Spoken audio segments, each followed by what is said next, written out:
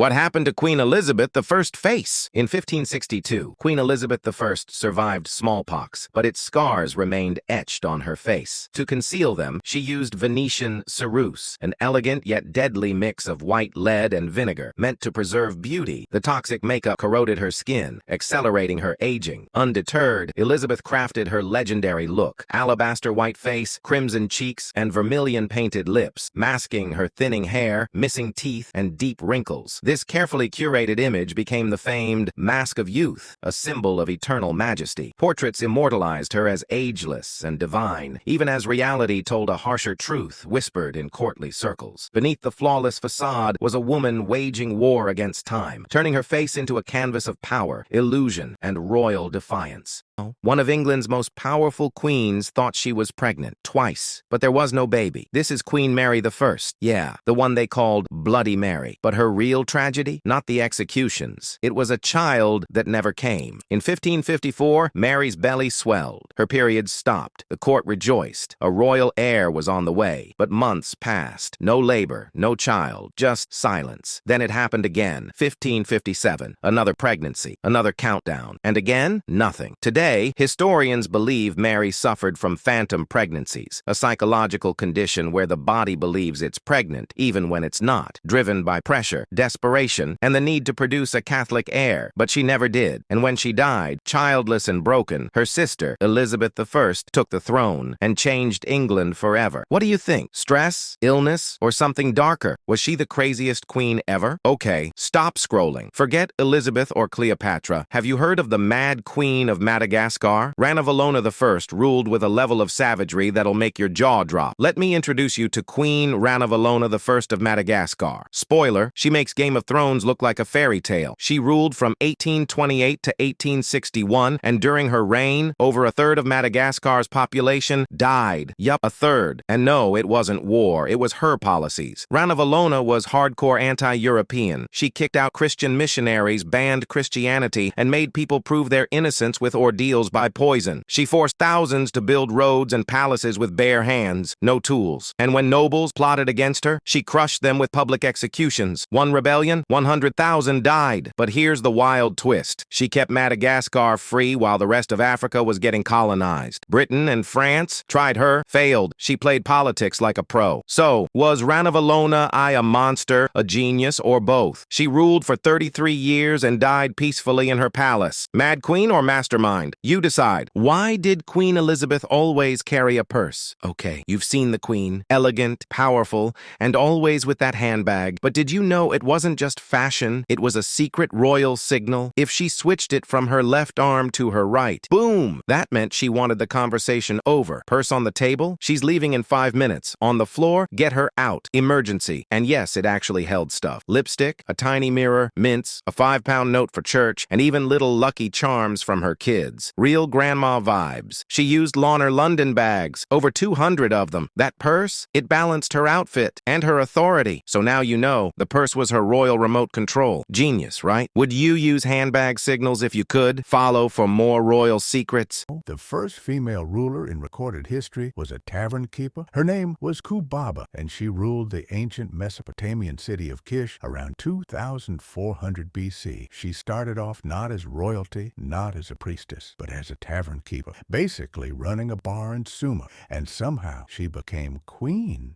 The Sumerian king list, a real ancient text, says she made firm the foundations of Kish and ruled for 100 years. Yeah, 100 years. Either she was epic or they were really exaggerating. Kubaba was so iconic, later cultures literally turned her into a goddess. She evolved into the deity Kubaba or Kibebe and may have inspired Cybele, the powerful mother goddess of Anatolia and Rome. So next time someone tells you women didn't lead in ancient times, just tell them about Kubaba, the barmaid who became a queen. She walked into the palace chamber wearing gold eyeliner and a crown, but it was her lips, a deep red and shining, that made everyone stop and stare. What no one knew was that her lipstick was made from crushed beetles. Yes, actual insects. Cochineal bugs, to be exact. She'd mix them with beeswax and pigment to create that perfect red shade, not just to look beautiful, but to show power. Because Cleopatra wasn't just any queen. She was the queen of Egypt. She ruled with her mind, seduced with her presence, and used everything, even makeup, as strategy. She spoke 9 languages. She negotiated with Rome, and while men were fighting over her, she was building an empire. But that crimson lipstick, it wasn't just for charm, it was a warning. I am untouchable. So next time you put on lipstick before a night out, just remember, Cleopatra did it first, with bugs and a throne. Imagine wearing a hairstyle so tall you can't even sit in a carriage. That's what Marie Antoinette lived with daily. In the extravagant courts of 18th century France, fashion wasn't just a statement, it was a battlefield. And leading that charge, the queen herself. Marie Antoinette's wigs weren't just hair, they were architecture. Towering 4 feet high, these powdered masterpieces included miniature ships, gardens, and even battle scenes sculpted into her hair. Designed by her personal stylist, Leonard, each look took hours to construct. And the price? Astronomical. Sometimes the wigs were so massive, women had to kneel in carriages just to avoid breaking them. They didn't walk through doorways like they ducked. This wasn't about elegance anymore. It was excess on display, a symbol of how disconnected the monarchy was from reality. While France starved, the queen's hair reached for the heavens. And when the revolution came knocking, let's just say they remembered the wigs. Have you ever been so disrespected that you turned the insult into a power move so legendary, it's still talked about 400 years later? Let me introduce you to Queen Nzinga of Angola. In 1624, Nzinga was called to negotiate peace terms with the Portuguese who were invading and enslaving her people. When she arrived at the meeting, everyone had a seat, except her. No throne, no chair, nothing. It wasn't a mistake. It was deliberate, a calculated insult, a way of saying you don't belong at this table. But Nzinga? She didn't lose her cool. Instead, she gave a subtle nod, and one of her aides dropped to the ground. Nzinga calmly sat on his back, regal, unbothered, and carried on the meeting like nothing had happened. She didn't ask for a throne. She became one. That single moment told everyone in that room, I don't need your approval to claim power. I bring it with me. And that was only the beginning. After that meeting, Queen Nzinga didn't just talk peace. She prepared for war. She built alliances with other African kingdoms. She adopted guerrilla tactics and outwitted the Portuguese in battle after battle. And for over 30 years, she resisted colonization, refusing to let her people be enslaved without a fight. She ruled with intelligence, strategy, and strength. Not just as a queen, but as a symbol of defiance, dignity, and dominance. They tried to deny her a seat at the table, so she made sure she owned the room. Queen Nzinga's legacy reminds us, when someone tries to shrink your power, don't play small. Stand taller. And if there's no seat, be the throne. She said no to the King of England, and it changed the world. Anne Boleyn wasn't royalty. She wasn't supposed to be queen, but she had ambition, and she had Henry VIII's attention. Henry wanted her as a mistress, and said, if you want me, marry me. And that broke Europe. To marry Anne, Henry split from the Catholic Church, created the Church of England, and divorced his wife of 20 years. For Anne, in 1533, Anne Boleyn was crowned queen, pregnant with what had to be a son. She gave birth to a girl. Her name, Elizabeth. Anne had enemies, powerful ones. They called her a witch, said she was too proud, too loud, too smart. Henry, he grew tired. Anne had miscarriages, no son, no patience. In 1536, Anne was arrested, accused of adultery, and incest. No proof, just politics. On May 19th, she faced the sword. I die the king's faithful servant, but God's first. Anne Boleyn lost her head, but her daughter, Elizabeth I, ruled for 45 years. Anne didn't give England a son, she gave it a legend. They say at night, the ghost of a tormented queen still walks through the walls of Edinburgh Castle. I'm talking about Mary, Queen of Scots. Her life was filled with drama and tragedy, and much of it unfolded right here. She even gave birth to the future King James VI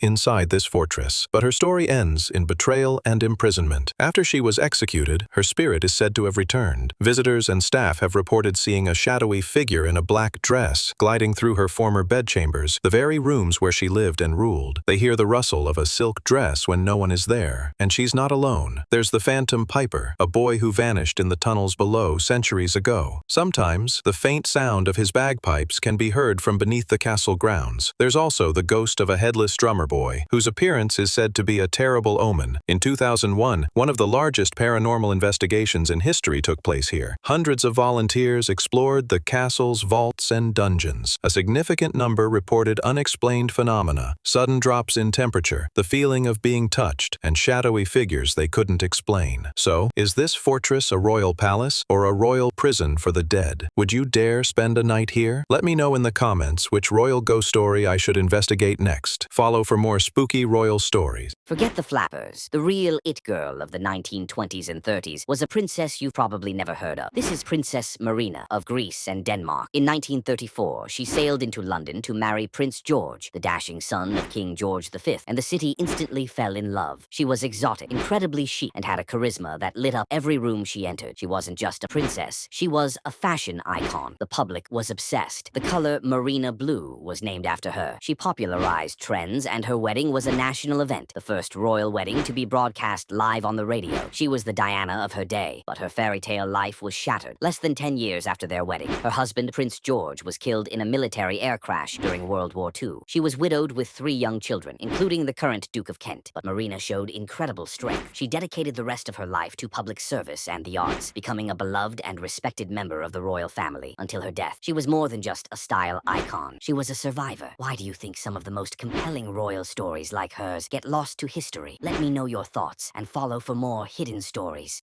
5 strangest and most fascinating facts about medieval queens you won't believe. 1. Queen Olga of Kiev, Avenger from Hell. When her husband was murdered by a rival tribe, Queen Olga had their envoys buried alive, burned, or chopped up. Then she burned an entire city down by tying flaming sulfur-soaked birds to their rooftops. Yes, that's real. She later became a saint. 2. Isabella of France was called the She-Wolf. Married to the weak king, Edward II of England, Queen Isabella eventually led a coup against her own husband, had him imprisoned, and possibly murdered by a red-hot poker. A rumor, but persistent. She ruled England alongside her lover after that. 3. Queen Joanna I of Castile slept with her husband's corpse, nicknamed Joanna the Mad. She allegedly went into deep grief-induced madness after her husband died. She slept beside his coffin, opened it to kiss his dead body, and traveled with it for years. It's debated whether she was mad, abused, or both. 4. Eleanor of Aquitaine went on a crusade in armor. One of the most powerful women of the Middle Ages, Eleanor joined the Second Crusade dressed in full armor, alongside her husband King Louis VII of France. Some claim she rode at the front with her ladies dressed as Amazons. Spoiler, the crusade failed, and she divorced him. 5. Margaret of Anjou raised armies. Like a boss wife of the weak-minded King Henry VI, Queen Margaret basically ran the country and raised armies during the Wars of the Roses. Chroniclers called her more manly than the men, not meant as a compliment back then. Was Queen Anne the real-life Queen Charlotte? If you are obsessed with Bridgerton's Queen Charlotte, you need to know about the real queen from that era whose life was even more dramatic. Meet Queen Anne. She ruled Great Britain just before the time of Bridgerton, and her court was the epicenter of political drama, secret love affairs, and tragedy. While Bridgerton is fiction, Anne's story is 100% real and just as juicy. Anne's personal life was marked by unimaginable heartbreak. She endured at least 17 pregnancies, but not a single one of her children survived to adulthood. This personal tragedy haunted her entire reign and created a succession crisis that would define the future of the country. Without a husband or children to confide in, Anne relied on her female friendships, which became the source of all the power and drama. Her relationships with her childhood friend Sarah Churchill and later her servant Abigail Masham were incredibly intense and passionate. These 2 women battled for the Queen's affection, and their rivalry didn't just cause court gossip, it literally shaped British politics in the course of a war. If you've seen the movie The Favorite, that's their story. So, fact is definitely crazier than fiction. Should I do a deep dive into the scandalous rivalry between Sarah and Abigail? Let me know in the comments and follow for more.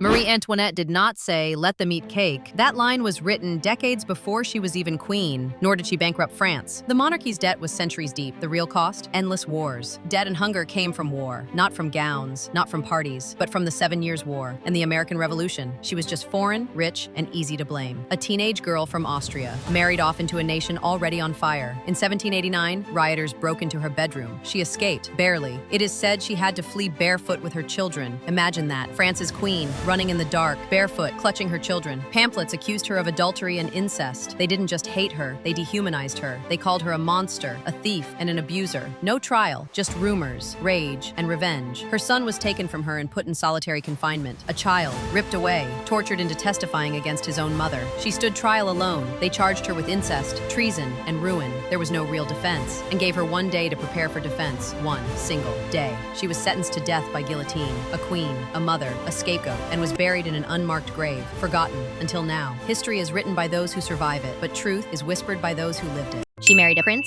she became a princess, and then she blew the royal family wide open. This is Princess Diana, and her story is not a fairy tale. In 1981, 20-year-old Diana Spencer married Prince Charles. 2,500 guests, 750 million viewers. The world called her the People's Princess. But behind the tiara was a woman struggling. Her husband was still in love with someone else. Diana later said, "There were 3 of us in this marriage, so it was a bit crowded." She battled depression, bulimia, and loneliness. In the palace, no one talks back to. But instead of staying quiet, Diana went public. She exposed royal affairs, emotional neglect, and her own pain on national television. It was the first time a royal admitted, "I'm not okay." Charles and Diana divorced in 1996. A year later, she was gone. Paris, 1997. Diana died in a car crash while being chased by paparazzi. The world stopped, millions wept, and people blamed the crown. She changed how the world saw royalty. She spoke about mental health, AIDS, landmines, before it was popular. She didn't want a throne, she just wanted to matter.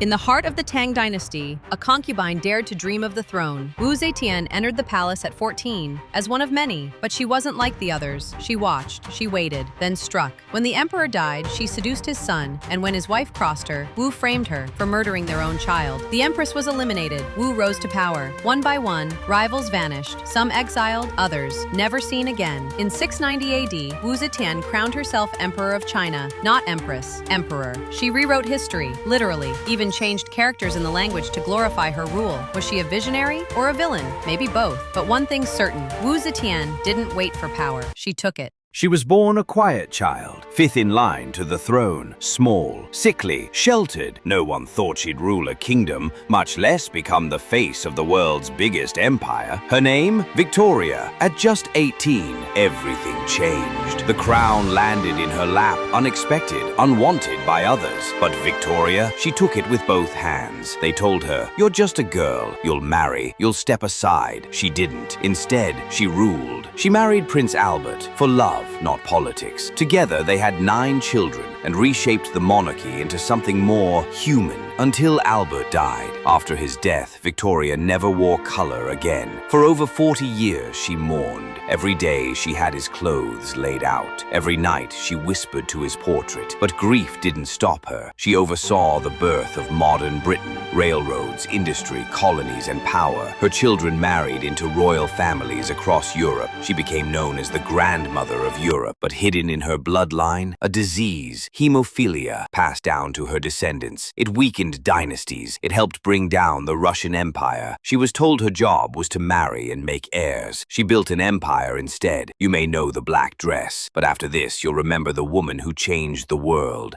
This is the moment that changed everything. It's May 19, 1536. The Queen of England is about to die. Anne Boleyn, the second wife of King Henry VIII, stands on a scaffold built inside the Tower of London. She's just 35 years old. Just 3 years earlier, she had worn a crown. Now, she wore a plain grey gown, about to be executed for treason, adultery, and even incest. Crimes that were likely lies, crafted by men desperate to see her fall. Anne was smart, ambitious. Some called her dangerous. But here, facing death, she was calm. No rage. No tears, no pleas. Good Christian people, I am come hither to die according to the law. I accuse no man. I speak nothing of what I am charged with. I pray God save the King, for to me he was ever a good, gentle, and sovereign Lord. To Jesus Christ I commend my soul. Lord Jesus, receive my soul. Her final prayer echoed as she knelt on the straw. The crowd held its breath, and in one swift, silent stroke, it was over. Anne Boleyn was dead, beheaded not by axe, but by sword, at Henry's request. But Anne didn't disappear. Her daughter, Elizabeth, would one day become the greatest monarch England had ever seen. She died alone, but she lives forever in the story of a crown built on blood.